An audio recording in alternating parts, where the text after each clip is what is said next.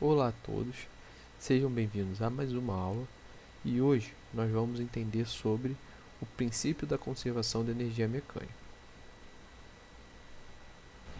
Na física, a energia mecânica de um sistema mede a capacidade que um corpo tem de realizar trabalho, ou seja, de aplicar uma força e gerar um deslocamento.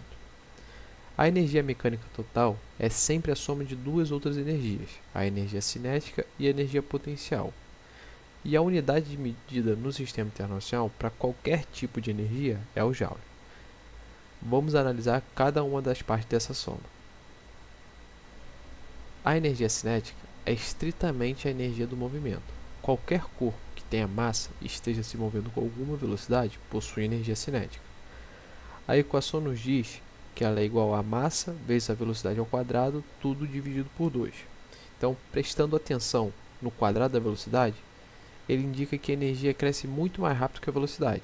Então, se você está em um carro a 40 km por hora e acelera para 80 km por hora, a velocidade dobrou, mas a sua energia cinética quadruplicou. Então, é por isso que colisões em alta velocidade são tão destrutivas. A segunda componente é a energia potencial, que é a energia armazenada. Ela depende da posição ou do estado do objeto, pronta para ser transformada em um movimento. A potencial gravitacional depende da altura do objeto em relação ao referencial, como o chão. A fórmula é a massa vezes a aceleração da gravidade vezes a altura.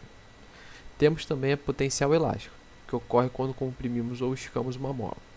A fórmula é a constante elástica da mola vezes a deformação ao quadrado sobre 2. Agora vamos entrar no conceito central dessa aula, que existe uma lei universal na física que dita o comportamento da natureza. A frase exata e fundamental que vocês precisam gravar é essa: a energia não se cria e não se perde, ela se transforma. Nós não podemos fabricar energia do nada e nem podemos destruí-la. O que o universo faz é mudar a energia de uma caixa para outra. Quando nós estudamos o que chamamos de sistemas conservativos, estamos imaginando uma situação ideal, onde ignoramos o atrito e a resistência do ar.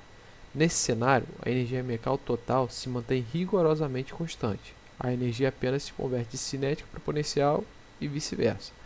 Matematicamente, nós garantimos que a energia mecânica inicial é exatamente igual à energia mecânica final.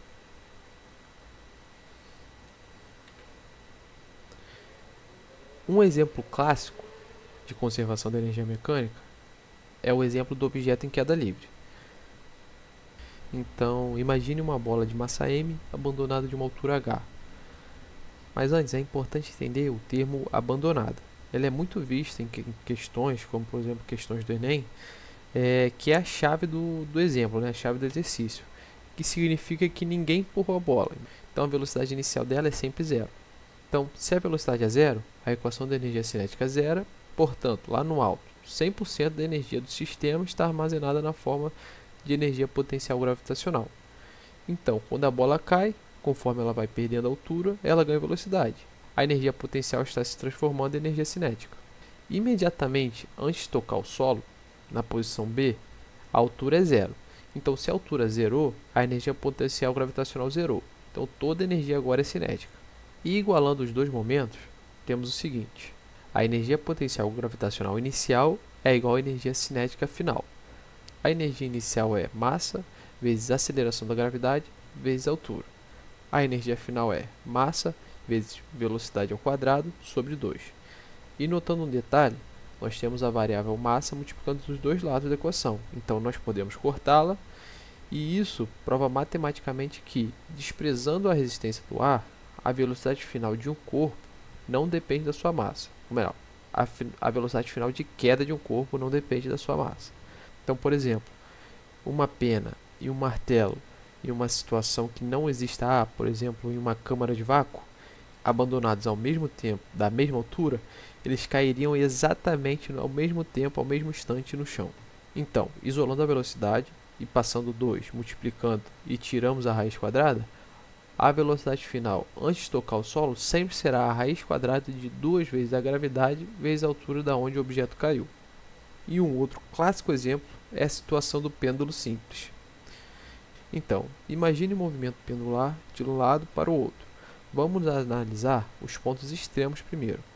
Quando o pêndulo ele atinge a sua altura máxima lateral, nesse caso o ponto A, ele é obrigado a parar por uma fração de milissegundo para inverter o sentido do movimento.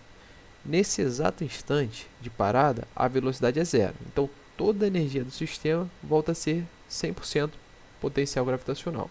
Quando o pêndulo desce em direção ao centro, ele perde altura e ganha velocidade, e no meio do caminho ele tem uma mistura das duas energias.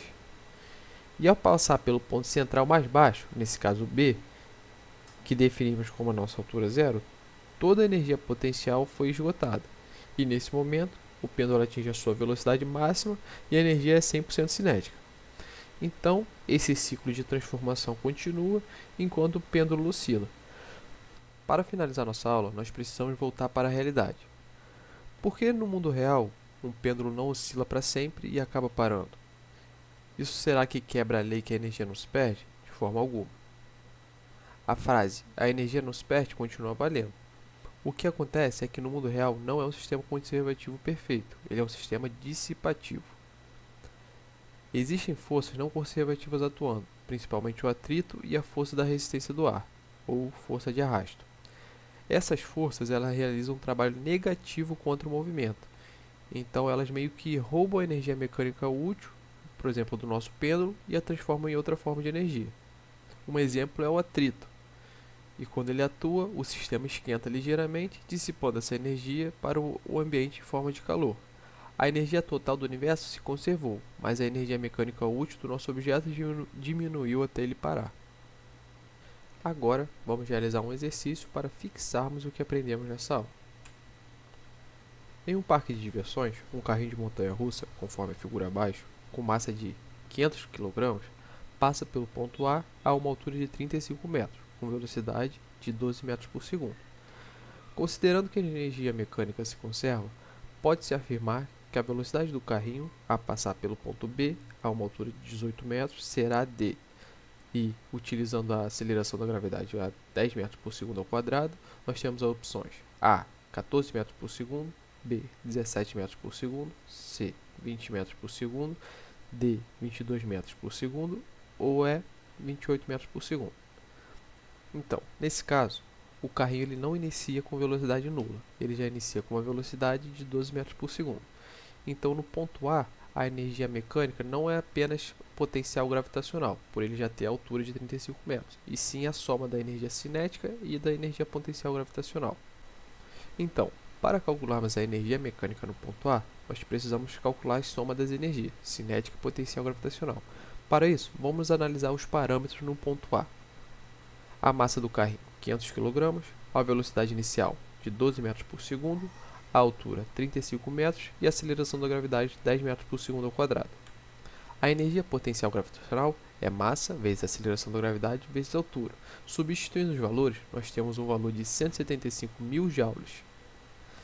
Já a energia cinética, que é massa vezes velocidade ao quadrado sobre 2, substituindo os valores, nós temos 36 mil joules. Então, a energia mecânica, sendo a soma dessas duas outras energias, é 211 mil joules. É um valor que nós temos que lembrar porque ele se conserva. Então, no ponto B, a energia mecânica tem que ser igual no ponto A. Então, vamos analisar agora a energia mecânica no ponto B.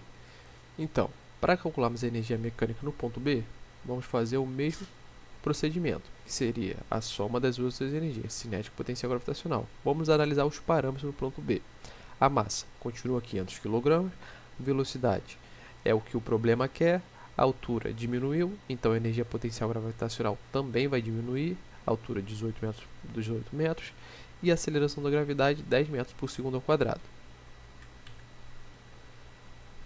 Fazendo o cálculo das energias, a energia potencial gravitacional é massa vezes a aceleração da gravidade vezes a altura, e substituindo os valores é 90 mil joules.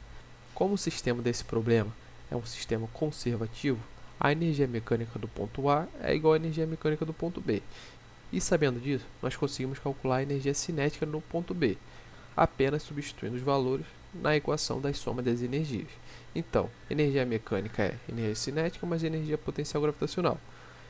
Então, a energia cinética é igual a 211.000, que seria a energia mecânica do sistema, menos 90.000, que é a energia potencial gravitacional no ponto B, totalizando o valor de energia cinética igual a 121.000 joules.